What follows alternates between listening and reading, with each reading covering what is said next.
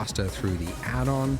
And then once you've got it, you just hit apply, and then it will do all of that node work for you in the background, and it'll just apply it to the mesh for you.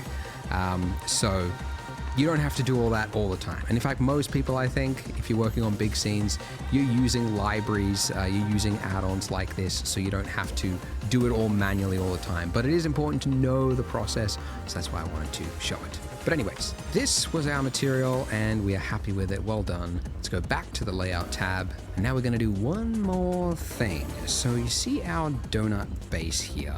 Let's just isolate this donut for one moment here by hitting /, which I mentioned previously.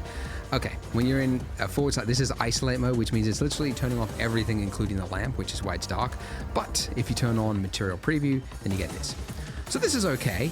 But if you look at real references of donuts, you'll see that it's typically whiter around the middle.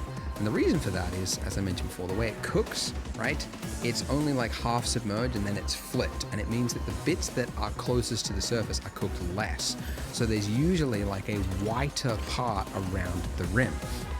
And I mean, really, this is just an excuse to show you another part of Blender, which is texture paint. So at the top there, click the texture paint tab. And again, let's go into isolate mode with our donut there. Why are we not seeing? Okay, there we go. So what texture paint does is it lets you paint directly onto your mesh. But if we try doing it, you can see nothing's happening. And it does give you a warning at the bottom, missing textures detected. So to paint, you're painting into an image, and the image doesn't exist yet.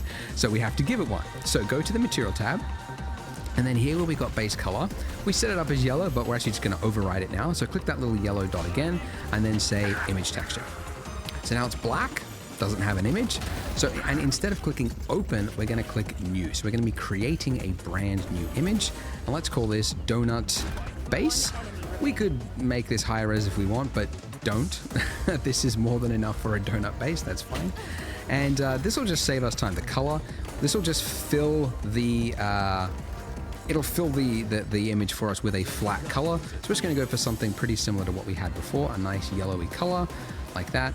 And by the way, make sure you're all the way bright, otherwise your donut is gonna be a little bit dark. So yeah, there we go. All right, and then hit OK.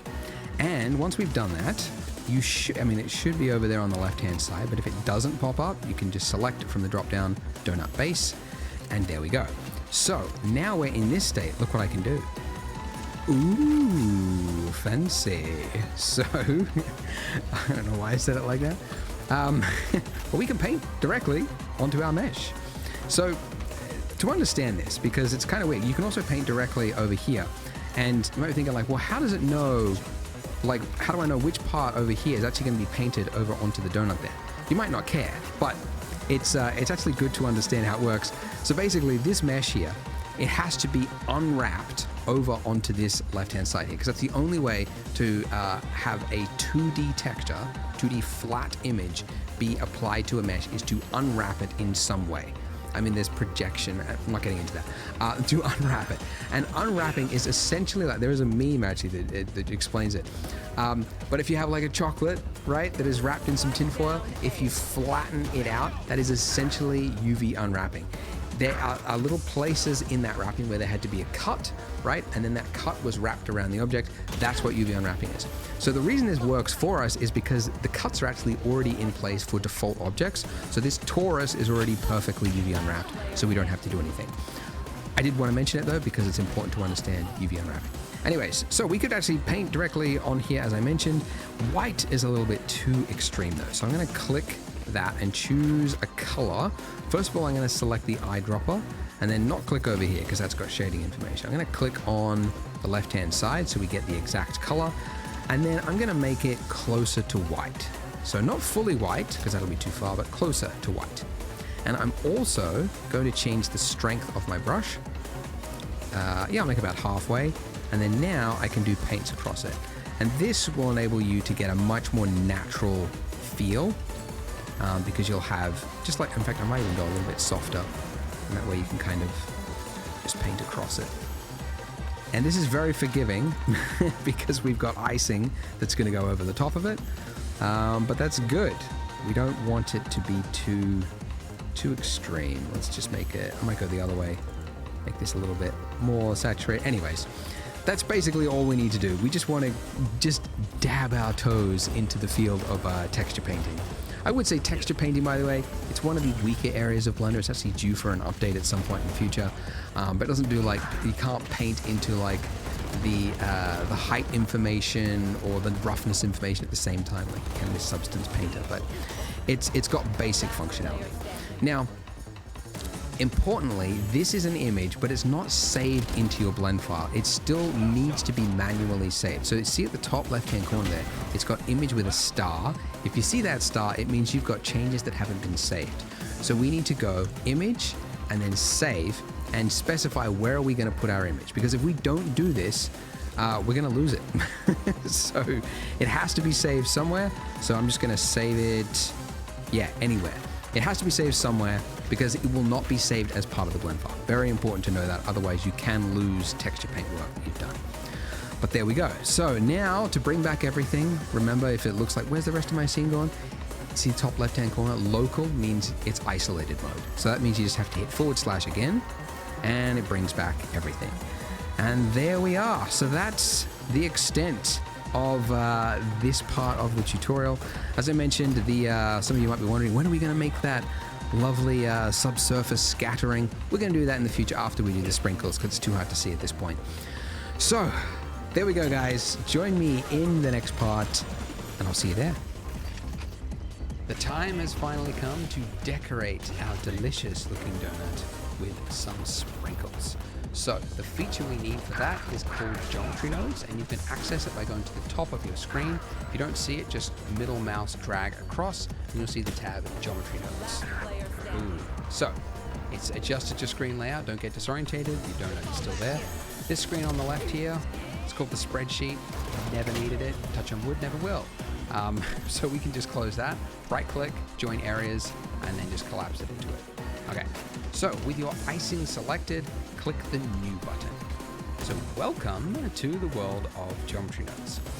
So geometry nodes is actually a modifier. So when we hit new there, we've added in a modifier called geometry nodes. And what the modifier is doing is whatever we want it to, okay? So what this section down here is, this is a node-based system and it looks familiar, right? You got boxes with little lines, and it's the exact same type of system that was used in our materials, right? But it's a completely different system, okay? So the same nodes will not be referenced to completely different systems. So the way this works is our mesh that we've got here of our icing is what is being represented on the left-hand side with your input. It's then taking that mesh and it's feeding it all the way to the right, and it's going to spit out whatever is in your group output. So currently nothing has changed because there's nothing between those points. But if I was, for example, don't follow me, but just as an example, if I was to add a set position node, drop this in here, and then change the position of the icing along the Z axis, you can see it's raised it. Okay, now the mesh, if I go into edit mode, is still there. The mesh has not changed. So we're not actually moving the object. This is just happening after the fact via a modifier, okay? Now, obviously, this would be a rather pointless use for geometry nodes to move it because you could just move it. But as an example, let's say, I don't know, you had a scene where lots of objects, some of them are raised, some of them are not, and you wanted to quickly change them. What you could do with geometry nodes, in this case, you could actually expose this offset value by dragging it to the left over here. And when you do that, you can see it's now appeared over here in our modifier stack. What that means is whenever I'm in another part of Blender, say I'm like building stuff, and then I'm like, oh yeah, I need to quickly, change the height of that icing, I've got it there whenever I need to. So essentially, this system enables you to build up your own tool that does something that you want it to do in a really flexible way. So it's really powerful. And before geometry nodes, I mean, Blender was kind of limited in what you can do, but I'll throw some examples here. But in the last 2 years since it's been in Blender, people have done some wild stuff with it.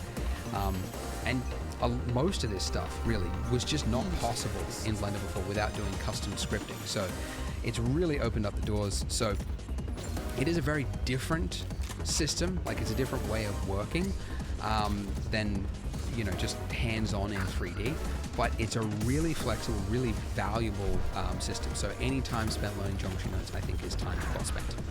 So we want to do sprinkles, and to do that we need to first of all scatter some points onto our mesh. So to do that, hit Shift A for add, and then we're looking for point, distribute points on faces. Okay, and then it's just it's just going to put you in a placement state, and if you just mouse over that line there till it lights up, if you click, it's going to automatically connect it for you. And now you can see we've got points on our icing and a density value. Great, but you might notice the icing has actually disappeared. Now the reason for that is we've told it, okay, take that icing object and convert it into points, and then just give us the points back.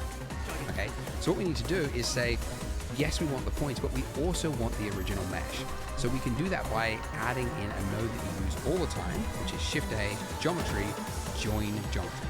So you'll find this node in probably any geometry nodes tutorial. Very versatile. So drop it in here after the points, and you'll notice this input here is a different shape. So normally inputs are circles or triangles or whatnot. This one is a long and elongated shape to signify that it can accept multiple inputs. So unlike these where you can only accept one, this can accept many. So what we need to do is take the output of our original mesh and then feed it over to here. And now we have both the original mesh and we have our points, and they're being combined together and then put into our output. Okay, very cool, awesome. All right, so if we were to give this a render right now, you would actually see nothing because these points don't physically exist. They just exist in the 3D space. If we want them to show up in the render, we have to tell it what do you want to render them as. So for that, we need to add an object to be our sprinkle. So your sprinkle could be whatever you want. We're actually going to make two different types of sprinkles in this donut series. So we're going to start though with a very simple one, just a round ball. So just like you would add another object normally, Shift A, and then go Mesh, and then go UV Sphere. Now, this sphere is going to be referenced for every single sprinkle. Okay, so we want to go as low res as we can get away with. So I'm going to go with 12 segments and then 8 rings. If you're on a really slow computer and you think this is really going to suffer later on, you could go even lower, but I don't want to go too low because otherwise we're going to see that jagged edge because it's a rounded form. So I don't want to go too much lower than that. But I do want to adjust the scale because obviously this needs to be a tiny little sprinkle. So let's go 0.01. Okay, awesome. All right, now with our icing selected again, you'll notice, by the way, that if you click another object, you don't see your nodes because it's only going to show you the active object's geometry nodes. So if you want the nodes to just be there no matter what, if you click the pin button there, that means no matter what is selected, it's only going to be showing you this object's, the one that we pinned, geometry nodes. Okay. All right, so to reference, we need to reference that little sphere that we've just created in our geometry node system. And you can do it very easily just by dragging down from your outline up here, just dragging it down into your geometry nodes and dropping it. Okay. So now let's just create some room here. A little bit of space. Okay. And what I need to do is add another node to reference this object. And the node is Shift A, instances on points, the top one. Okay. And then I want to drop it in here between distribute points on faces and my join geometry. So drop it in right there until it lights up. Now the points have disappeared because we're now saying replace those points with whatever is in that instance input. So I'm going to take my geometry from my object info and drag it into the instance. And look at that. We have got our spheres appearing all over it. And if I increase the density, we've got sprinkles. And if I do a render, it will actually display. It doesn't look very good, hey, but it does work, which is the main thing. Okay, so first things first, you'll notice that as we increase the density, first problem is that they're crowding each other. They are straight up overlapping each other with no respect for its fellow sprinkle, right? Because it's just a random distribution. So we can change that by going here in our distribute points on faces, change it from random distribution to Poisson disk distribution. Poisson, what a name. Um, so it's changed, but that's just because it's changed your density max, so just increase it again. With this Poisson disk distribution, you get this extra value here, distance min. So now if we can set a low value, we can start to delete. It's almost like each one of those points now is going to have a little radius around it. And if it detects a point within that radius, it's going to delete it. So we just need to increase it slowly, very, very slowly, until we can't see them intersecting anymore. To about there, honestly. If you go too high, like if you really wanted to make sure they weren't touching, you go really high, but it starts to look like too evenly spaced, you know? Like, yeah, it's not actually registering the other objects. It's like, it's just doing this little radius thing, which just happens to be perfect for a ball-shaped object, but it's not like an advanced, like it's gonna try to fill in all the gaps for you. So yeah, it just kind of, I usually set it to like a little bit of clipping is okay, but I don't want there to be too much. But let's go, yeah, something, I don't know, something like that. We'll actually adjust this later on. I'm just doing it just for this one. All right, a much bigger problem, if I hit Control Tab to go full screen here, if I look at my mesh, I've got sprinkles everywhere. And in fact, I've actually got sprinkles underneath the icing. And that's not good, because it's actually going to put that in the render. Even though you won't see it, your computer is going to use resources to render little individual balls underneath the icing, which is not what we want, obviously. So, going back here, what we need to do to fix this is we need to do weight painting, okay? It's not texture painting, it's a special thing called weight painting. So with your icing selected, if you go from your object mode, you'll see one thing called weight paint. Now, your mesh will become blue, and weight paint is actually referenced in multiple parts of Blender. Like if you're doing rigging and animation, you use weight painting a lot during the rigging step to assign values to certain bones. Essentially what it's doing is it's allowing you to paint a value between 0 and 1 onto any part of the mesh, and then reference that however you want. So we can then reference that weight paint mask in our geometry nodes and use this almost as, well, exactly as a mask for our sprinkles. So if we just do some paint right here on it, you'll see that we have some colors, right? Now these colors aren't going to appear in the render. It's just for you to visualize those values. The blue value means a value of 0, and the red value is a 0 of 1. I believe actually in, maybe not the next version of Blender, but maybe the version, I don't know, but they're planning to change the colors of this. So depending on the value, on how late watching this you are, your colors might be different here, but it should be the same. Essentially, you should have a brush of 1, and you should be able to paint from 0, which would give a blue value in this case, to a value of 1. So whatever is 1, whatever is red, is where our sprinkles will go. But you'll notice that this does not have any effect, okay? So we need to reference it. Now, that weight paint that we just did is actually, if we go to our data tab here, it's actually a vertex group, okay? So that's where that paint went. So you could actually create multiple weight paint types just by like creating them here. But we've just created one, and it's added one here for us. So we can give it a name by double clicking it, and let's call it Sprinkle Mask. Okay. In fact, is it a mask? It's more of a density, sprinkle density, I guess. It's not masking out. Anyway, all right, sprinkle density. Okay, and where I want to reference this in my geometry node stack is in the distribute points on faces. There is one value here called a density factor, which we got when we used the Poisson disk thing. And this is just a value of 0 to 1. Very convenient. So if I drag out from here and then release, I can add in a new node and it'll just automatically connect it. And the node that you're looking for is called the named attribute. Don't feel bad if you're like, well, how would I know that it's called the named attribute? Because it's called vertex groups over here. You think like, okay, I'm going to type in vertex group, but it's an attribute, but it's one of many attributes, and geometry nodes can do many things, so it's just called the named attribute. So anyways.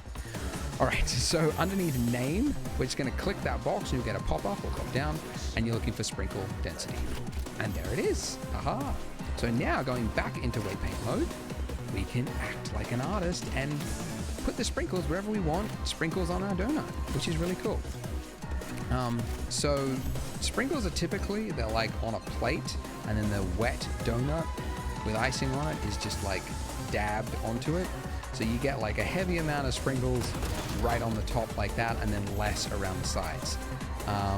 And then I usually do like a few like dabs like this, just for some variance.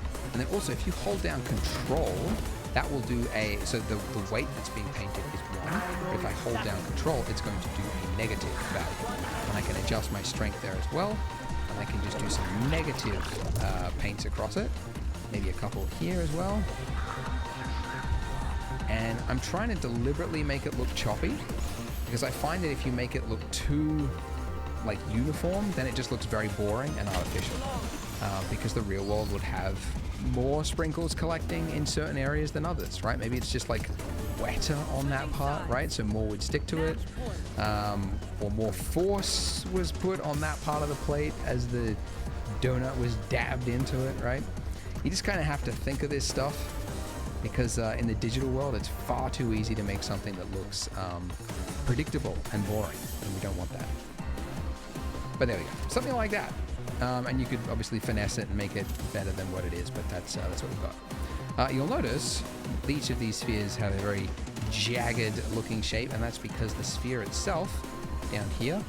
Oh, I think I mentioned this. If you want to quickly zoom to an object without having to find it and pan around, number pad period key. Probably should have mentioned that before, but we haven't really needed it because we have not worked with that many objects. But that'll focus to that object. If you're on a laptop, by the way, if you hold down the tilde key, that'll bring up this section here, and then you've got view selected right there. So tilde is that key underneath your escape key. But anyways, so this is what our sphere looks like. So right click, shade smooth, and now all those sprinkles have a shade smooth. Haha, very nice. All right, now let me just show you a quick little issue that you might run into. If you were to duplicate your donuts and create 2, and then on the second donut you're like, hey, I want to have some spice in my scene. I don't want to have the exact same count of sprinkles across both donuts. Let's give a different value to this one over here. Well, you can see that they are now sharing the same value, because this node group here is being linked across both objects. But if you wanted, I mean, you could make it its own single object so they're not linked. But if you wanted everything else to remain the same, so that let's say you change the sprinkle at some point, that's preserved across it. But that one value you want to be different across multiple objects, you can expose it. So just like what I did at the start, if I drag out from the value